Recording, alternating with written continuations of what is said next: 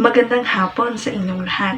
Ako nga pala si Binibining Generous Matiliano at ating pag-uusapan ang pagpapalaganap ng wikang pambansa, mga patakaran at programa upang palawakin at paunlarin ang paggamit at kaalaman sa wikang pambansa ng isang bansa.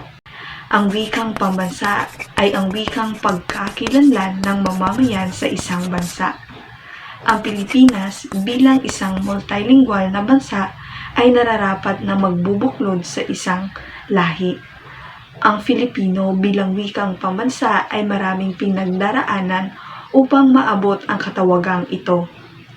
Ang kasaysayan ng pagkakaroon ng wikang pambansa sa Pilipino ay dumaraan sa ilang mga pagbabago.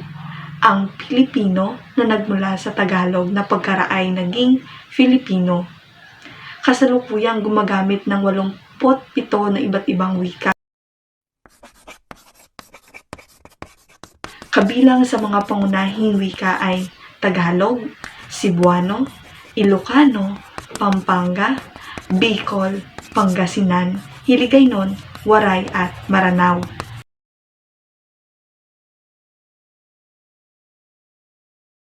Mga batas ng wikang pambansa.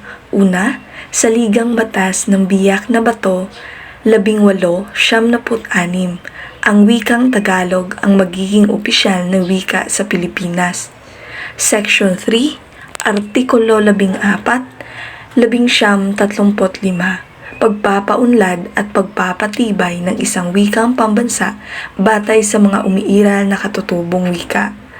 Batas Commonwealth ng BLG 184, 1936, inaprubahan ng Kongreso na lumikha ng surian ng wikang pambansa na naatasang gumawa ng pag-aaral ng mga katutubong wika at pumili ng isa na magiging batayan ng wikang pambansa. Kautosang Tagapagpalaganap BLG 134, 1937. Sa pamamagitan ng kautosang ito ng Pangulong Quezon, ang wikang pambansa ay ibabatay sa Tagalog. Kautosang Tagapagpalaganap BLG 263, 1940. Paglilimbag ng isang barirala at isang deksyonaryo sa wikang pambansa. Ipinahayag pa ring ituturo ang wikang pambansa sa mga paaralan sa buong Pilipinas nagsimula noong Hulyo 1940. Kautosang Pangkagawaran BLG 25, 1940. Pagtuturo ng wikang Pilipino sinimulan sa mataas at normal na paaralan. Batas Commonwealth BLG 570, 1940. Pinagtitibay ng Batas Commonwealth BLG 570 na natagdahana na simulan sa Hulyo 4, 1946. Ang wikang pambansa ay isa sa mga opisyal ng wikang pambansa.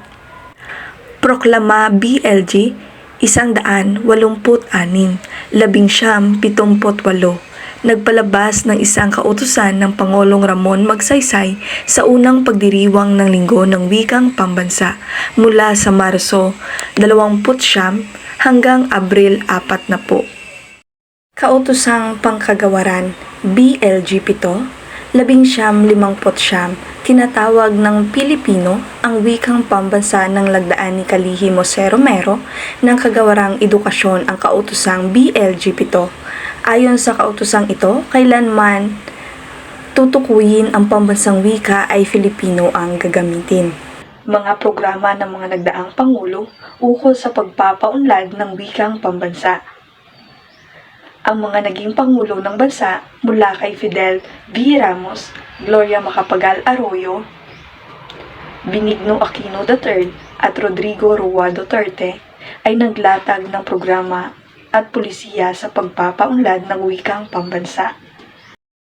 Fidel V. Ramos, nagsilbi bilang ika-12 Pangulo ng Pilipinas mula 1972 hanggang 1978. Sa kanyang panungkulan, nagpatupad siya ng ilang mga programa at proyekto na may kaugnay sa pagpapaunlad at pagpapalaganap ng wikang pambansa. Ilan sa mga ito ay ang mga sumusunod. Una, Komisyon sa Wikang Filipino or mas kilalang KWF. Malaki ang suportang ibinigay ni Pangulong Ramos sa Komisyon sa Wikang Filipino, isang institusyon responsable sa pagpapatupad at pangangalaga ng wikang Filipino sa ilalim ng kanyang administrasyon. Malaki ang naging papel ng KWF sa pagsasaayos ng wikang Filipino at pagpapalaganap ng paggamit nito sa iba't ibang sektor. Pangalawa, ang National Language Month. Tuwing buwan ng Agosto ay pinagdiriwang ang buwan ng wika. Ito ay may iba't ibang mga programa at aktibidad na nagtataguyod ng wikang Filipino. Sa panahon ng panunungkulan ni Pangulong Ramos,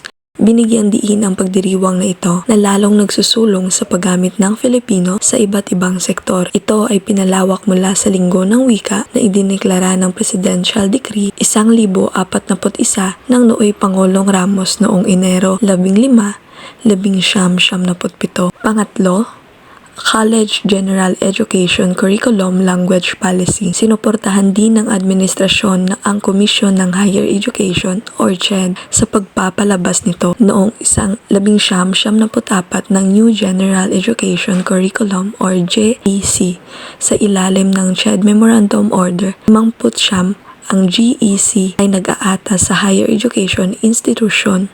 Gloria Macapagal Arroyo. Si dating Pangulong Gloria Macapagal Arroyo ay nagsilbi bilang Pangulo ng Pilipinas. Mula 2001 hanggang 2010, sa kanyang pamumuno, nagkaroon siya ng mga programa at proyekto na naglalayong itaguyod ang ating pambansa. Narito ang ilan sa hakbangin at patakaran na may kaugnay sa pagpapaunlad ng wikang Pilipino sa panahon ng kanyang panunungkulan. Una, pagsuporta sa programa ng Komisyon sa Wikang Filipino. Sa pamamagitan ng suportang pinansyal at moral sa Komisyon ng Wikang Filipino ay nabigyan ng pansin ang pagpapaunlad ng Wikang Filipino. Ang KWF ay isang ahensya ng pamahalaan ng responsable sa pagpapaunlad at pangangalaga ng Wikang Filipino. Sa ilalim ng kanyang administrasyon, ang KWF ay tumanggap ng pondo upang mabisang maisakutuparan ang misyon nito. Pangalawa, ang Executive Order Number 210. Nag-aatas ito ng paggamit ng Ingles bilang pangalawang wika sa pagtuturo. Simula sa unang baitang, ang EO na ito ay naglalayong suportahan ang pag-unlad ng wikang Filipino sa pamamagitan ng pagpapahusay sa kasanayan sa bilingual na mga mag-aaral. Inilala ang patakarang ito ang kahalagahan ng Ingles bilang isang pandaigdigang wika habang tinitiyak na ang wikang Filipino nanatiling pangunahing medyum ng pagtuturo. Benigno Aquino III. Si dating Pangulong Benigno Aquino ay ang ika-15 Pangulo ng Republika ng Pilipinas. Sa kanyang panunungkulan ay nagpatupad siya ng iba't ibang programa, proyekto at patakarang naglalayong itaguyod at paunlarin ang wikang Filipino. Narito ang ilan sa mga hakbang at patakaran na may kaugnay sa pagpapaunlad ng wikang Filipino sa panahon ng kanyang panunungkulan. Ang K-12 program. Ipinatutupad ng Administrasyong Aquino ang K-12 program na kinabibilangan ng Mother Tongue-Based Multilingual Education or mas kilalang MTB-MLE approach. Hinihikayat ng programang ito ang paggamit ng sariling wika ng mga mag-aaral na kadalasang kinabibilangan ng Filipino bilang medyum ng pagtuturo sa mga unang taon ng edukasyon. Pangalawa, ang pagpapaunlad ng literaturang Filipino. Sinusuportahan din ng Administrasyong Aquino ang panitikang Filipino at hinimok ang paglikha at pagpalaganap ng mga akdang pampanitikan sa wikang Filipino. Rodrigo Roa Duterte. Si dating Pangulong Rodrigo Roa Duterte ay nagsilbi bilang ika-16 na Pangulo ng Pilipinas mula 2016 hanggang 2022. Sa kanyang panahon bilang Pangulo ng Pilipinas, ipinakita ni Rodrigo Duterte ang suporta sa pagpapaunlad at pagpapanatiling ng wikang Filipino. Narito ang ilan sa mga hakbangin at patakaran na may kaugnay sa pagpapaunlad ng wikang Filipino sa panahon ng kanyang panunungkulan. Filipino Sign Language Act noong 2018 ay nilagdaan ni Pangulong Rodrigo Duterte bilang maging isang ganap na batas ang Republic Act 11106 o mas kilala bilang Filipino Sign Language Act. Naglalayon itong ideklara ang Filipino Sign Language bilang pambansang sign language ng bansa at bilang opisyal na sign language ng pamahalaan na siyang gagamitin sa lahat ng transaksyon sa mga tanggapan ng gobyerno. Inaatas din ang paggamit nito sa mga paaralan, mga pribadong sektor at broadcast media.